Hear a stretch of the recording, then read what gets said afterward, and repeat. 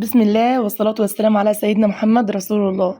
حبايبي واخواتي الغاليين عاملين ايه؟ ان شاء الله يا رب تكونوا بخير وفي احسن صحة واحسن حال. وحشتوني جدا جدا. وحشتوني يعني قد الدنيا دي كلها وقد البحر بصوت لين بنتي.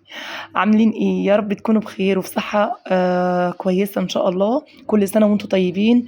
كل سنة وانتم الى الله اقرب. ربنا يا رب كده يجعلنا جميعا صحبة جامعة كده على جبل عرفات ان شاء الله السنة اللي جاية. قولوا آمين. تعالوا مع بعض نبدأ الفيديو ده. وطبعا بما إننا صايمين وبما إننا داخلين على العيد الكبير فتعالوا بقى إيه نشبع شوية من السمك. جايبة بقى شوية تشكيلة من السمك. سمك سردين، بصوا بسم الله ما شاء الله، كان زبدة. وشوية سمك بربوني. السمك البربوني ده كان عامل الكيلو وربع كان عامل ب100. ف تعالوا نبدأ الفيديو بالصلاة والسلام على رسول الله. اللهم صل وسلم وبارك على سيدنا محمد وعلى آله وصحبه أجمعين. لو انت لحد هنا لسه ما حطيتيش اللايك بالله عليكم بالله عليكم ما تنسوا اللايك. تعالوا بقى نعمل شوية رز صيادية. جبنا بقى بصليتين 3 حلوين كده وفرمتهم. ونزلت بقى بشوية زيت وهقلبهم لحد ما لونهم يدبل كده. ونزلت بقى بجزراية كبيرة وفلفلاية أو 2 رومي. مع فصين توم. برضك ضربتهم في الكبة ونزلت على البصلة بكام ورقة لورا. هحط شوية ملح حلوين وهحط شوية كركم أو شوية كاري. واحط شوية فلفل أسمر وشوية كمون وشوية مرق الدجاج. بصوا يعني أي بهارات ماشية معانا. وكمان لو عندك بهارات اللي هي بهارات الجاهزة دي بتاعت السمك هتدي التتبيلة معاكي حلوة قوي قوي بتاعت الرز. فتعالوا بقى نحط كمية المية بتاعتنا. وهنسيبها تغلي كده غلوتين على النار. وانا في الوقت ده غسلة الرز بتاعي علشان اسقطه في المية المغلية. هزود الملح هنا واظبط الملح. وهنا قلبت تقلبتين علشان كله يتجانس مع بعض ويدوب مع بعض. هسيبه يغلي على النار. وهنا بقى غلى خلاص وهنزل بقى بالرز المغسول اهو. شايفين؟ والله يا جماعة طلعوا شوية رز حكاية مع السمك المقلي.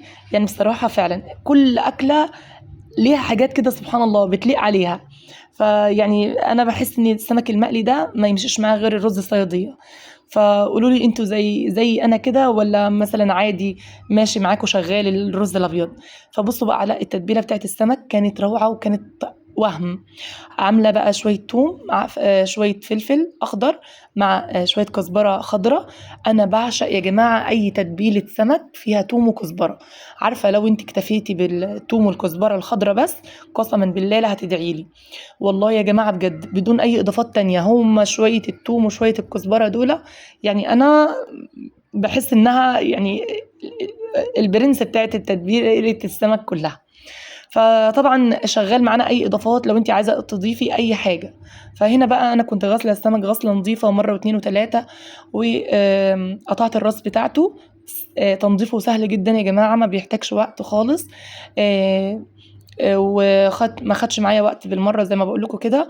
برضو السردين قطعت الراس بتاعته بالمصارين كده هو بتبقى سهله جدا. وهنا بقى ايه ملحت السمك وحطيت عليه شويه ملح. وضفت وسبتهم في المصفى يتصفوا لحد ما يعني ايه الميه كلها مفيش ميه في السمك. جبت بقى التتبيله بتاعتي كده اهوت في البطن بتاعت السمك هحشيها كده. وهنا انا عايزه اخلص الكميه كلها ما خدتش معايا 5 دقايق. بالله عليكم يا جماعة ما تنسوا اللايك وعايزاكم بالله عليكم تقفوا معايا فعلا. لاني انا القناة والله العظيم وقعت بمعنى كلمة وقعت. ال- الساعات. يعني مش عايزة اقول لكم انا محبطة جدا جدا الفترة دي. علشان انا بصراحة قصرت في القناة بسبب الامتحانات وبسبب مشغوليات كتير كانت اخداني عن القناة بصراحة وتعب بنتي وتعب ابني. فحاجات كتيرة حصلت كده ودروبات كتير. فبالله عليكم كده شدوا حيلكم معايا وشدوا حيلكم جدا جدا وحطوا تحت شدوا حيلكم دي 100 خط. فشاهدوا الفيديو للآخر. دوسوا لايك يعني دعم كده للقناة. ربنا يبارك لي فيكم إن شاء الله. جبت هنا هنتبل الدقيق برضو. حطيت بقى شوية كاري مع شوية نشا مع شوية دقيق. وأظبط الملح بتاعي مع شوية كمون اهو. بصوا كلوا احلى تتبيله من الكفر ده. بصوا هيديكي طعم جميل جدا، والملح بتاعه كان مظبوط على الشعره. ما تكتروش الملح يا جماعه، عشان اوريدي السمك المقلي ده مش يعني بيبقى مالح نوعا ما. فهنا بقى هحط الزيت اهو. والطاسه دي انا مخصصاها للقلي، الحاجات اللي هي بتحتاج وقت طويل على النار. بصوا يعني انا بخاطب هنا كلنا بنعرف نقلي سمك، وكلنا شطار وما شاء الله في بيوتنا، بس انا بخاطب البنوتات اللي هم سنه اولى مطبخ. طبعا كلنا يعني ما فيش حد فينا كان عارف يعمل حاجه في البدايه، فكلنا بقى ايه، بنحب نتعلم من بعض.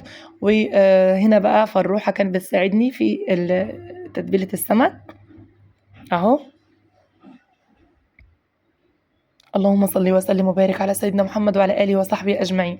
قولوا لي أنتوا صايمين العشر الأوائل من ذي الحجة ولا لأ، ولا بتكتفوا بصيام عرفة؟ أنا عايزة أقول لكم بصراحة يعني تعبانة جدا جدا في الصيام، فقلت مش هصوم غير يومين وبعد كده أبدأ صيام عرفة، لأني ضغطي بقى يوطى خالص ودوخة، مش عارفة بقى أنيميا ولا بقى معرفش، في حاجات كتيرة كده حاصلة معايا.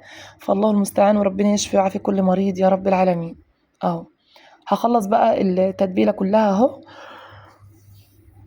وطبعا انا سايبه الزيت يسخن على النار، علشان اول ما اخلص تعفير الدقيق كده الاقي الزيت سخن ويساعدني ان انا اخلص بسرعة في القلي. طعم البربوني يا جماعة كأنكم بتاكلوا جمبري، حرفيا انت كده بتاكلي جمبري، بس ايه، الجمبري اللي هو الملحم ده. فوالله العظيم طعمه جميل جدا. والسردين برضو جميلة، بس عيب السردين انها فيها شوك كتير، فمش عارفة يعني مش اكتر حاجة بحبها السردين. فانا بصراحة في المقليات بحب الدنيس، وبحب الشبار، وبحب اللهم صل على النبي البربوني. فقولوا لي انتوا برضو ان هي انواع من السمك بتحبوا او تفضلوا انكم انتوا تقلوها، تحبوا تاكلوها مقليه يعني اهو. بسم الله ما شاء الله، الطاسه كبيره معايا، وبرضو ايه هتاخد معايا ايه شويه حلوين وكميه حلوه كده، مش هتخليني اقف كتير في المطبخ. طبعا الرز استوى وخلاص، انا طفيت عليه تقريبا في الوقت ده. وهنا بقى ايه، هحط الكميه كلها زي ما بقول لكم كده يا جماعة. بالله عليكم ما تنسوش تشدوا حيلكم معايا في القناة، دعم كتير للقناة. جزاكم الله كل خير. شكرا من قلبي على كل اللي سأل عليا في القناة. يا نورة ما تأثريش في قناتك، يا نورة ما تغيبيش علينا. فربنا يجازيكم عني خير الجزاء، وربنا كده يبارك لي فيكم يا رب العالمين، ويجعل أيامنا كلها مباركة وأعياد، وإن شاء الله كده ربنا يتقبل منا ومنكم صالح الأعمال. ايه رأيكم بقى في الكفر اللي من بره ده؟ شايفين المقرمشة والحرمشة دي؟